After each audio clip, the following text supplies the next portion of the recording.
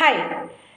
U K കുട്ടികളുടെയൊക്കെ dream ഡെസ്റ്റിനേഷനാണ് U K. പക്ഷേ ഇപ്പം വൈറ്റ് പേപ്പർ പ്രപ്പോസൽസ് ഒക്കെ പോയി കഴിഞ്ഞപ്പം പിള്ളേർക്ക് ഒരു ഇച്ചിരി ഒരു മടിയുണ്ട് മുമ്പോട്ട് പോകാമെന്ന് നമ്മൾ കാണുന്നുണ്ട്.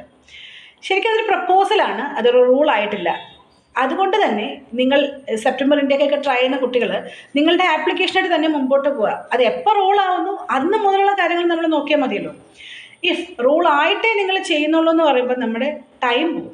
അതായത് നമ്മുടെ യൂണിവേഴ്സിറ്റി ഡെഡ് ലൈൻ കംപ്ലീറ്റ് ആയി കഴിഞ്ഞാൽ നമുക്ക് നമ്മുടെ ഇൻടേക്ക് മാറിപ്പോകും. അതുകൊണ്ട് തന്നെ നിങ്ങളുടെ കുറേ ടൈം പോകും. സോ ഇതിന് തന്നെ വെയിറ്റ് ചെയ്യാതെ, അതായത് റൂളായിട്ട് നിങ്ങൾ പ്രോസസ്സ് ചെയ്യാൻ വെയിറ്റ് ചെയ്യാതെ എത്രയും പെട്ടെന്ന് തന്നെ ചെയ്യുക. പിന്നെ ഡിപ്പെൻഡൻസിന് ഇംഗ്ലീഷ് ലാംഗ്വേജ് കൊണ്ടുവരാൻ സാധ്യതയുണ്ട് എന്നുള്ളതാണ് വൈറ്റ് പേപ്പറിൽ വന്നിരുന്നത്. ശരിയായിരിക്കും. അതുകൊണ്ട് തന്നെ ഡിപ്പെൻഡൻ്റായിട്ട് പോകണം എന്ന ആഗ്രഹമുള്ളവർ, ഡിപ്പെൻഡൻ്റായിട്ട് നമുക്ക് യു കെക്ക് പോകാൻ ആകെ എംറസ് പ്രോഗ്രാമിന് മാത്രമേ പറ്റുള്ളൂ.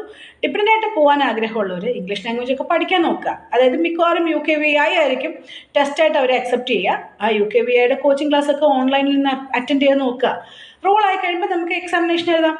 സോ പേടിക്കേണ്ട ഒരാവശ്യമില്ല. വന്നേക്കുന്ന എല്ലാ പ്രപ്പോസൽസും നിങ്ങൾക്ക് നല്ലതിന് വേണ്ടിയിട്ടുള്ള പ്രപ്പോസൽസ് തന്നെയാണ്. ഓക്കെ. കൂടുതൽ ഡീറ്റെയിൽസ് എന്തെങ്കിലും അറിയണമെങ്കിൽ നമ്മളെ വിളിച്ചോളൂ. Thank you.